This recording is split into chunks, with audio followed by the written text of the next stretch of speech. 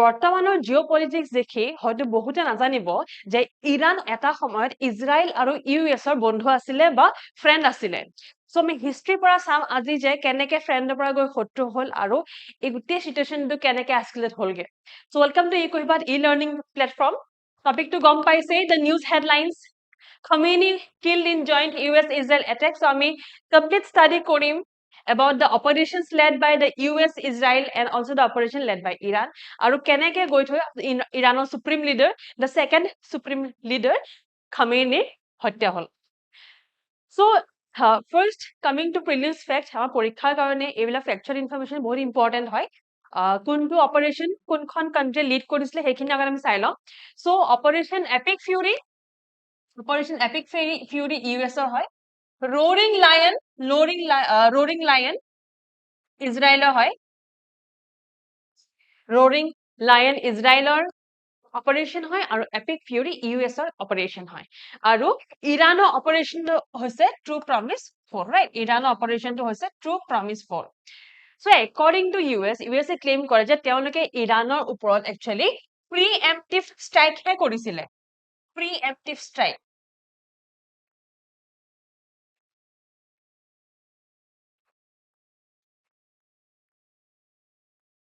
pre-emptive strike মানে হৈছে যে to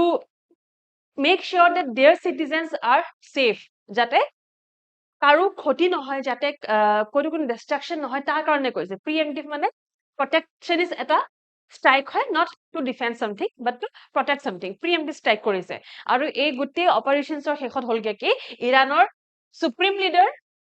Khamenei was killed he was the second supreme leader মই বাৰে বাৰে কৈছো second supreme leader because first supreme leader এজনো আছিলে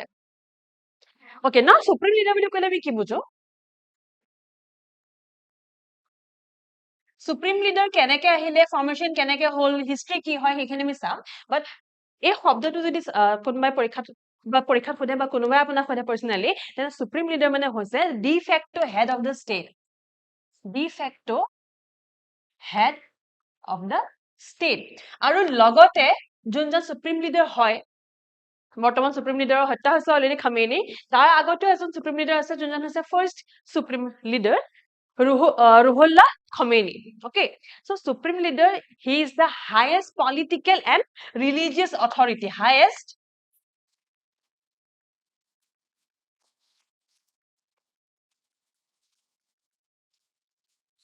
So he is the highest political and religious authority. So এই শব্দটোৰ পৰা আপোনালোকে এইখিনি বুজি লওক. Okay, now coming to the history. The supreme leader কেনেকে ফৰ্ম হল কি হৈছিলে আসলতে. So first supreme leader হৈছে Ruhollah Khamenei, the first supreme leader.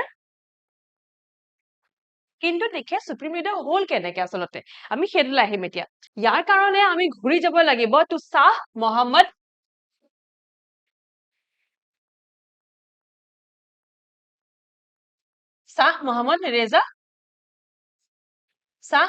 Reza Pahlavi ঠিক আছে শাহ মোহাম্মদ ৰেজা পেহলভি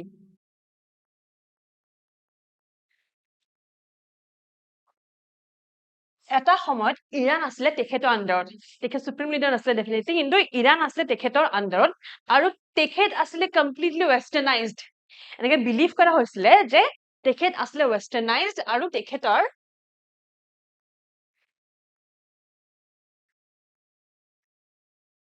গভৰ্ণমেন্ট কৰাপ্ট আছিলে কৰাপ্ট গভৰ্ণমেন্ট আছিলে ৰেজা পেহলভি তেখেতৰ সময়লৈকে ইউএছ আৰু ইজৰাইলৰ লগত সম্পৰ্ক যথেষ্ট ভাল আছিলে ৰাইট বাট দেন শাহ মোহাম্মদ ৰেজা পেহলভি সময়তে ইৰানিয়ান ৰিভল্ট হৈছিলে 1979 okay ইৰানিয়ান ৰিভল্ট হৈছিলে 1979 হেতু আই থিংক এতিয়ালৈকে বৰ্তমানলৈকে তো সকলে শুনিছে যোনসকলে পঢ়ি আছে অলপমান হলো সো ইৰানিয়ান ৰিভলিউচন হোৱাৰ আগে আগে কি ঘটনা ঘটিছিলে স্পেসিফিক কোনটো ঘটনা ট্ৰিগাৰ হৈছিল বহুতখিনি ঘটিছিলে বাট এটা যদি আমি স্পেসিফিক ঘটনা কওঁ তেন্তে that is the white revolution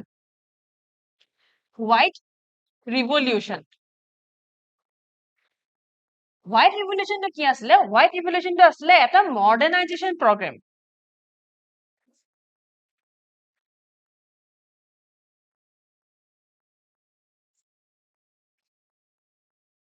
এটা মডাৰ্নাইজেচন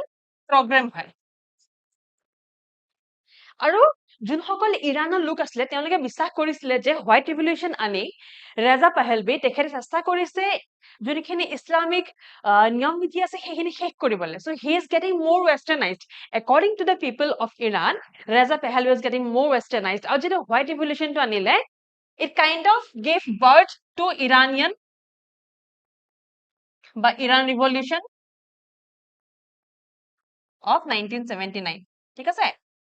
মানে মানুহসকলৰ মনত অলৰেডি খুব আছে আৰু খুব থকা ৰিজনটো অকল এইটো নহয় যে মডাৰ্নাইজেশ্যন হৈছে যে Reza Pahlavi is more incline to the west to the US or to the Israel but তেওঁলোকৰ খুব থকা আৰু এটা বহুত ষ্ট্ৰং ৰিজন আছে এটা বহুত ইম্পৰ্টেণ্ট ৰিজন আছে সেই ৰিজনটো হৈছে যে despite being rich in oil there was poverty আছিলে আৰু আছিলে unemployment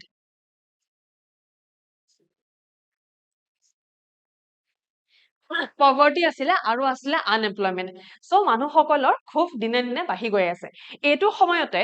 এনেকুৱা সময়তে যোনটো সময়ত নেকি মানুহসকলৰ খুব বাঢ়ি গৈ আছে হোৱাইট ৰিভলিউশ্যন হৈছে ইৰানী ৰিভলিউশ্যন লাহে লাহে আৰম্ভ হৈছে ৰাইট so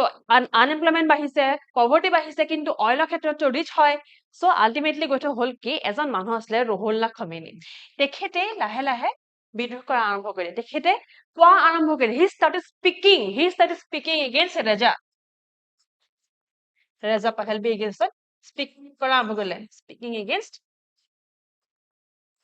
সেইটো সময়ৰ ইৰাণ গভৰ্ণমেণ্ট ওকে সেইটো সময়ৰ ইৰাণ গভৰ্ণমেণ্টৰ এগেইনষ্টত তেখেতে কথা কোৱা আৰম্ভ কৰিলে আৰু তেতিয়া তেখেতক ইৰানিয়ান মাছেছে সাপোৰ্ট কৰিলে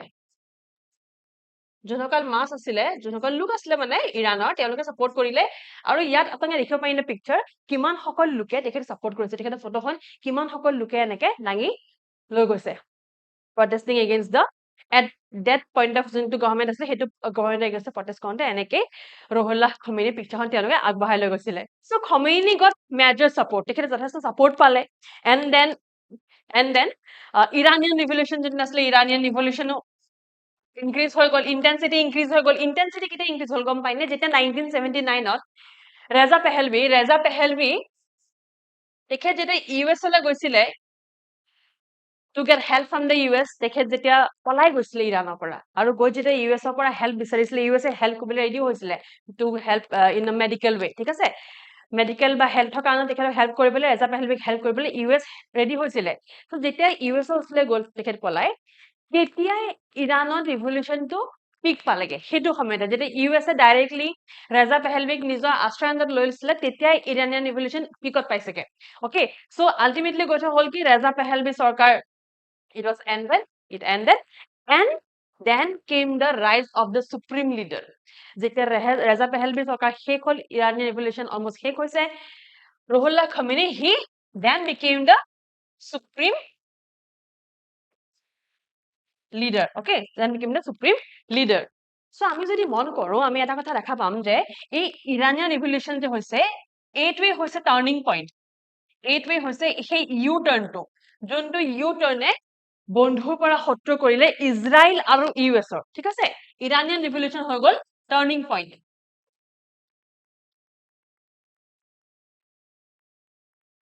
নাও ইজৰাইল আৰু ইৰাণৰ সম্পৰ্ক এটা সময়ত ইমানেই ভাল আছিলে যে Iran was among the first countries to recognize Israel among the first countries to give recognition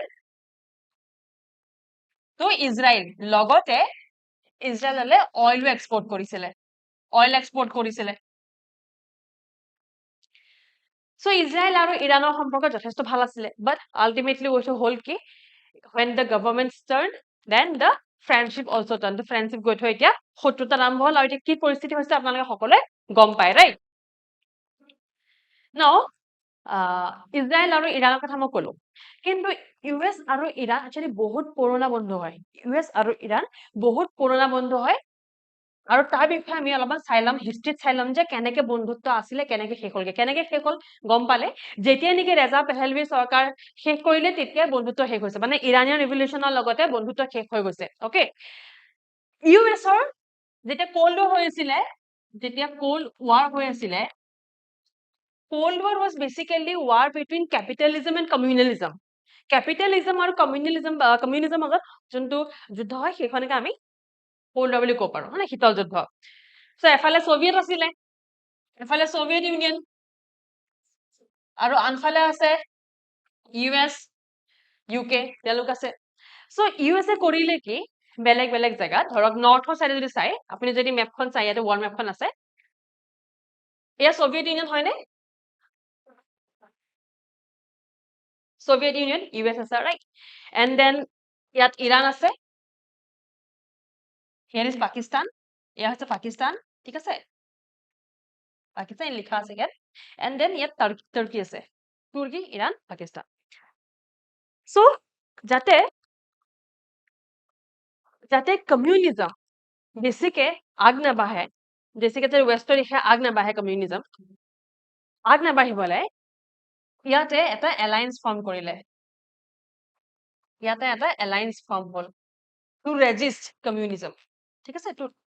ৰেজিষ্ট communism, not communism, to resist communism এটা এলায়েন্স ফৰ্ম হ'ল। এই এলায়েন্সটো including Turkey, Iraq, Pakistan, Iran and UK, এই এলায়েন্সটোৰ নাম দিয়া গ'ল চেণ্টো। চেণ্টো নাম দিয়া গ'ল, চেণ্টোৰ ফুল ফৰ্মটো হৈছে চেন্ট্ৰেল ট্ৰিটি অৰ্গেনাইজেশ্যন, আৰু ইট ইজ সিমিলাৰ টু নেটো। নেটো আজিৰ সময়তো আছে, CAটো আজিৰ সময়ত নাই, অকে? নেটোৰ লগত সিমিলাৰ হয়, আৰু চেণ্টোৰ আৰু এটা নাম আছিলে বাগদাদ পেক্ট। বাগদাদ পেক্ট বুলি কোৱা হৈছিলে চেণ্টো। চেণ্টোৰ লগতে কিন্তু আৰু এখন আছিলে CAটো, এখন হৈছে চেণ্টো পেক্ট। চেণ্টো চুক্তিখনে কৰিছে কি, চেণ্টো চুক্তিখনে কমিউনিজমক আগবাঢ়ি আহিবলৈ চান্সটো দিয়া নাই। কিয়? কাৰণ ইয়াতে USA এনেকুৱা দেশসকলক এনেকুৱা ধৰণে প্ৰিপেয়াৰ কৰিছে যে তেওঁলোকে কমিউনিজম একচেপ্ট নকৰে, আৰু আল্টিমেটলি সেইকাৰণে কোৱা হয় যে মুজাহিদিনছ were like part of US plan. আমি তালিবানক বা আল কায়দা হওক, they were kind of results of all this cold war era. So cold war সময়ত, শীতল যুদ্ধৰ সময়ত যেতিয়া USA ছভিয়েটৰ আশে-পাশে এনেকুৱা যেতিয়া এটা ৰেজিষ্টেন্স ক্ৰিয়েট কৰি দিছে, ৰেজিষ্টেন্স বেণ্ড ক্ৰিয়েট কৰি দিছে, সেই ৰেজিষ্টেন্স বেণ্ডটো, এইটো যোনটো নৰ্থৰ দিশে আছে, এইটো হৈ গ'ল চেণ্টো। আৰু এটা আছিলে CAটো আছে towards Southeast Asia. Again, it is also created by US only, আৰু তেওঁলোকৰ দায়িত্ব এইটোৱে যে তেওঁলোকে কমিউনিজম আগবাঢ়িব নিদিয়ে। They have to stop communism, যাতে সাউথ ইষ্ট এছিয়াত কমিউনিজম আগবাঢ়িব নোৱাৰে। চ' কমিউনিজম এণ্ড কেপিটেলিজম, সেইটোৱে আছিলে আল্টিমেটলি কোল্ড ৱাৰ এৰা যুদ্ধখন, আচল যুদ্ধখন সেইকেইটা যুদ্ধই আছিলে। চ' কমিউনিজম আগ নাবাঢ়িবলৈ চেণ্টো CAটো ক্ৰিয়েট কৰা হ'ল। চেণ্টো ক্ৰিয়েট কৰোতে ইৰাণৰ লগত যিহেতু USA বাগদাদ পেক্ট বা চেণ্টো চাইন কৰিছে, ইৰাণৰ লগত অলৰেডি এটা ভাল সম্পৰ্ক এষ্টাব্লিছ হৈ গ'ল। কোল্ড ৱাৰৰ পাছত ইৰাণৰ যোনখন গভৰ্ণমেণ্ট ফৰ্ম হ'ল, that is a pro-US government. After cold war ইৰাণত ফৰ্ম হয় গভৰ্ণমেণ্টখন US-ৰ ফালৰ আছে, বা US-ৰ চাইডে তেওঁলোকে কাম কৰিছিলে, বা ক'ব পাৰে যে ৱেষ্টাৰ্ণাইজ আছিলে। চ' ৱেষ্টাৰ্ণাইজ যোনটো এলিগেশ্যন হয়, সেইটো to a very large extent true হয়, ঠিক আছে? বাট দেন আল্টিমেটলি হ'ল কি, যেতিয়া সুপ্ৰিম লিডাৰ আহিলে, সুপ্ৰিম লিডাৰ অহাৰ পাছত pro-US নাইকিয়া হৈ গ'ল, ৱেষ্টাৰ্ণাইজেশ্যন নাইকিয়া হৈ গ'ল, and the whole government change. আৰু সুপ্ৰিম লিডাৰ অহা কাৰণটো ক'ৰবাত নহয় ক'ৰবাত ডেফিনেটলি মডাৰ্ণাইজেশ্যন হয়, বিকজ ৱেষ্টাৰ্ণ কাণ্ট্ৰিজে মডাৰ্ণাইজেশ্যন বিচাৰিব, এণ্ড বিকজ অইল ৰিচ হোৱা স্বত্তেও যদি পভাৰ্টি আছে, আনএমপ্লয়মেণ্ট আছে, তাত গৈ থৈ তেনেকুৱা ধৰণৰ ৰিভলিউশ্যন হোৱাৰ চান্সেছ বেছি থাকেই। তাৰোপৰি আৰু কি কি কাৰণত ইৰাণ আৰু US-ৰ বা ইৰাণ আৰু ইজৰাইলৰ টেনশ্যনছ বাঢ়িলে গম পায়নে? তাৰে ভিতৰতে এটা ৰিজন হৈছে এই ইৰাণিয়ান ক্ৰিচেণ্টটো, যোনটোক চিয়া ক্ৰিচেণ্ট কৰিডৰ বুলি কোৱা হয়।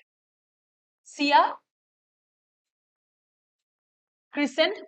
কৰিডৰ বুলিও কোৱা হয়। এই চিয়া ক্ৰিচেণ্ট কৰিডৰ কোনখন দেশ আছে? ইৰাণ আছে, ডেফিনেটলি ইৰাণ আছে, চিৰিয়া আছে, লেবানন আছে, আৰু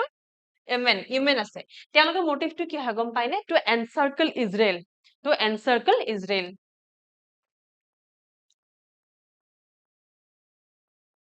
মানে চাৰিওফালৰ পৰা ইজৰাইলক বন্দী কৰিব বিচাৰিছে।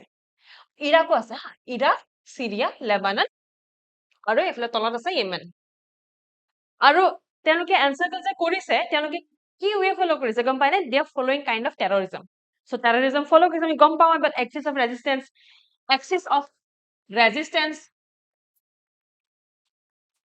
সো এক্সিস অফ ৰেজিস্টেন্সত Hezbollah আছে লেবাননৰ Hezbollah then Hamas আছে then Houthis আছে right so they are towards Iran বুলি ক'ব পৰা যায় the Iranor kind of they are in the support of Iran so a axis of resistance যোনটো হয় is a informal term for Iranian support militants it's a term for Iranian support militants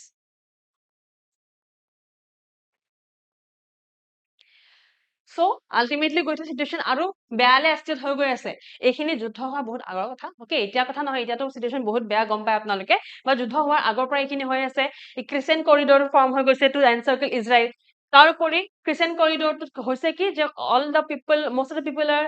terrorist groups খিনি আছে most of the people নহয় actually মানুহ অকল terrorism নহয় terrorist group form হৈছে right like Hamas Hezbollah Houthis etc তাৰ পাছত আৰু কি ঘটনা ঘটিলে যি কাৰণে আজি গৈছে এনেকুৱা এখন যুদ্ধ হলে পালে 2015 চনত 2015 ত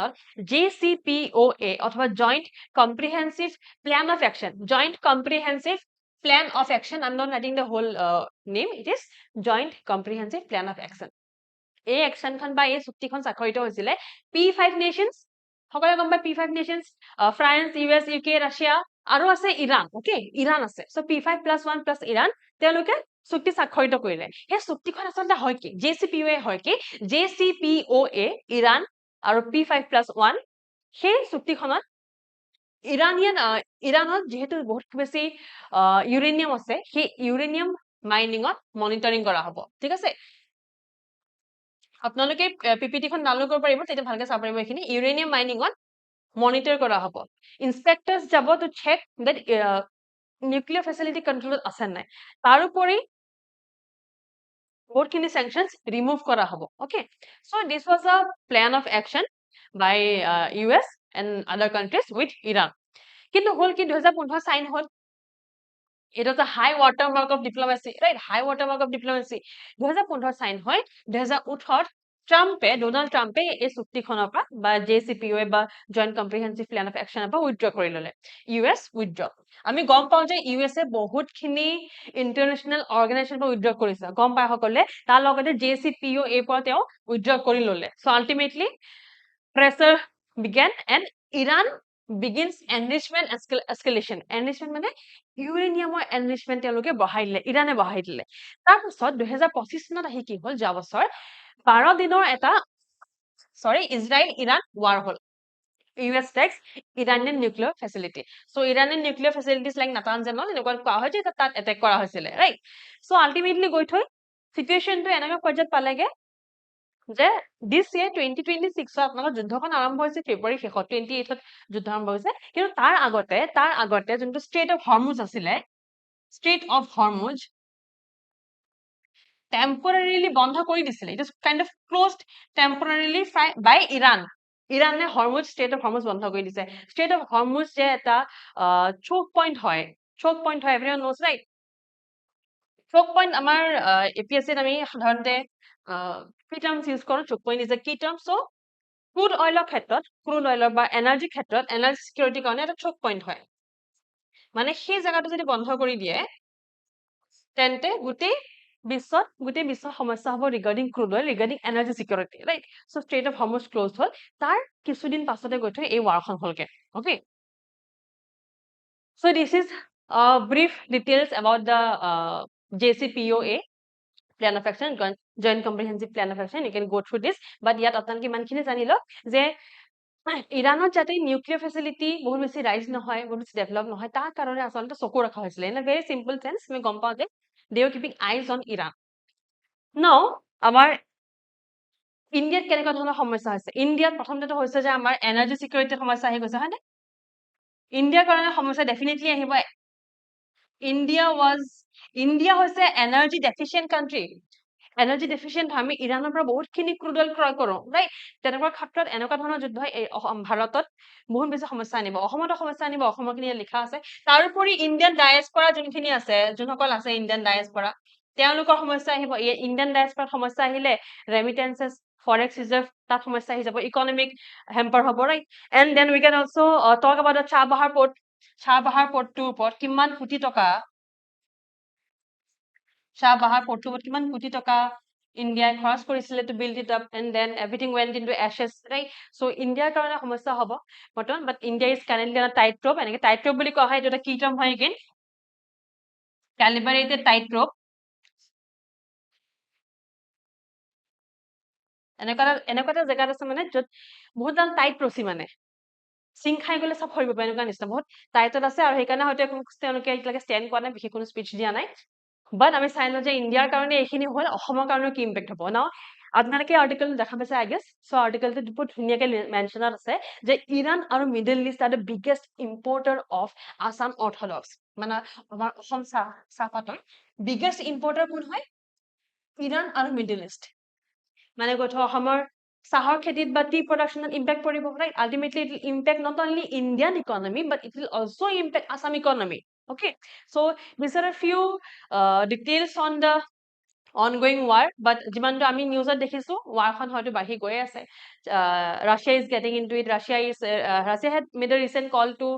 Dubai Prince or এনেকুৱা আৰব লিডাৰ্ছক তেওঁ কল কৰিছে তেওঁলোকে ডিসকাস কৰিছে আমি আশা কৰো জাস্ট যে সোনকালে শেষ হ'ল আৰু শান্তি যাতে সোনকালে ঘূৰি আহক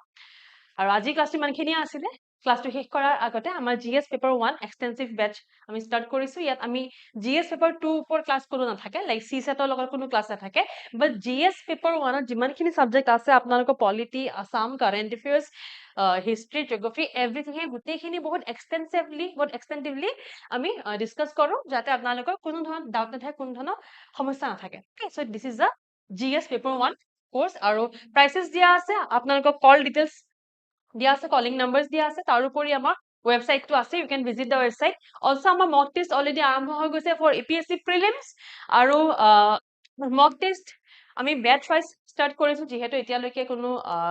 নটিফিকেশন অহা নাই so this is the first batch আৰু প্ৰত্যেকটো বেচৰ প্ৰাইস ৰাখিছো 499 रुपीस আৰু ইয়াত 10খন পেপাৰ থাকিব 8খন GS 2খন সিসেট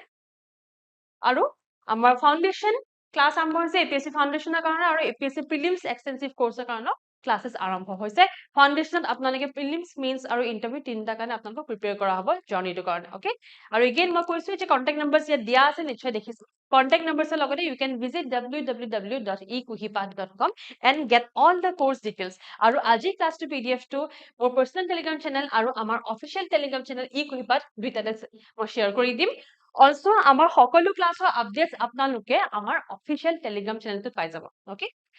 so join and get all the updates in PDF also I hope সকলে বুজি পালে যে কেনেকে ইৰাণ আৰু ইউএছ আৰু ইজৰাইল এটা সময় বন্ধু আছিলে কেনেকে ইৰাণে ইউএছক সহায় কৰিছিলে কোল্ড ৱাৰ সময়ত বা বিল্ডিং ৰেজিস্টেন্স এগেইনষ্ট কমিউনিজম আৰু কেনেকে গৈ থৈ ইৰাণৰ গভৰ্ণমেন্টৰ কাৰণে ইৰাণৰ কৰাপচনৰ কাৰণে ইৰাণৰ এক্সট্ৰিম ৱেষ্টাৰ্নাইজেশ্যনৰ কাৰণে আল্টিমেটলি গৈ থৈ গভৰ্ণমেন্ট ফল হ'ল গভৰ্ণমেন্ট ফল হোৱাৰ বিনিময়ত সুপ্ৰিম লিডাৰ আহিলে supreme leader 1 supreme leader 2 supreme leader 2 recently হত্যা হৈছে আৰু এতিয়া the war is still continuing sadly and we all hope that it ends soon যদি ক্লাছটো ভাল পালে লাইক কৰিব শেয়াৰ কৰিব সাবস্ক্ৰাইব কৰিব কিবা ডাউট থাকিলে নিশ্চয় কমেন্টছত জনাব thank you so very much